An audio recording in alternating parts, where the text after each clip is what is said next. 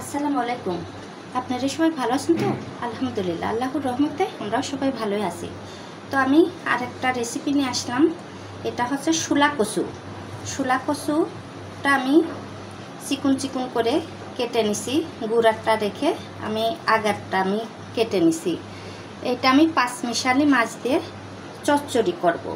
তো এখানে এই যে পাঁচমিশালি মাছ নিছি, গরিপে মাছ আছে, খলিশে মাছ আছে, বাইম মাছ আছে, পুঁটি মাছ আছে, ট্যাংরা আছে, দুই একটা চিংড়িও আছে।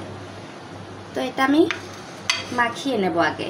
এখানে আমি আদা, রসুন, পেঁয়াজ বাটা দিয়ে দিলাম, তারপরে কাঁচামরিচ আর পেঁয়াজ দিয়ে দিলাম, হলুদের গুঁড়ি দিলাম, একটু মরিচের গুঁড়ি দিলাম, জিরের গুঁড়ি দিলাম,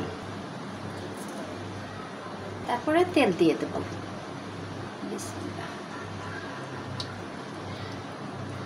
এটা আমি সুন্দর করে মাখিয়ে নেব।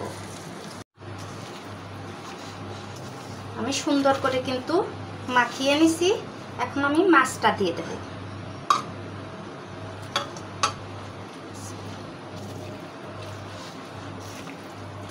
এখন আমি পানি দিয়ে দেব।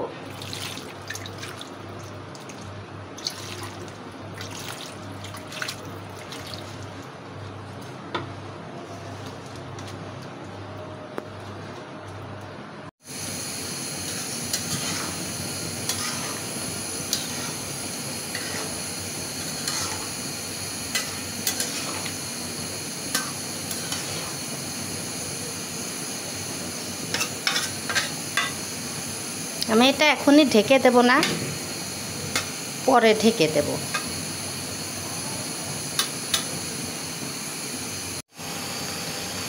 তরকারিটা উতলাই গেছে, এখন আমি একটা লাড়া দিয়ে ঢেকে দেব।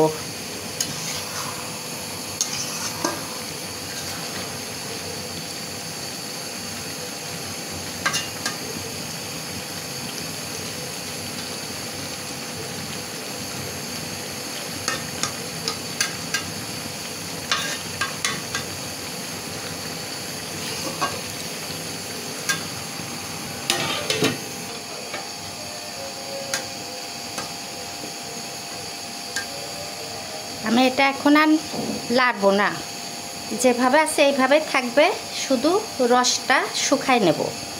একদম যখন চতুর সাইডে পুরা পুরা লাগবে সেই সময় আমি নামিয়ে নেব।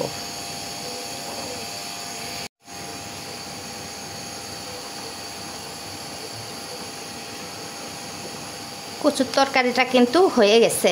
এই চতুর সাইডে পুরা পুরা যখন লেগে যায় তখনই নামিয়ে ফেলতে হয়। গেল আমার শুলা কচু দিয়ে পাঁচমিশালি মাছ চচ্চড়ি। তো শুলা কচু দিয়ে যদি এইভাবে পুরা পুরা করে লাল লাল করে রান্না করা যায়, খাইতে কিন্তু খুবই ভালো লাগে। আপনারা বাসায় ট্রাই করে দেখতে পারেন। আর রেসিপিটা যদি একটু ভালো লেগে থাকে লাইক শেয়ার করে দেবেন। তো আজ এই পর্যন্তই। আপনারা ভালো থাকবেন, সুস্থ থাকবেন, সবাইকে ভালো রাখবেন। আল্লাহ হাফেজ।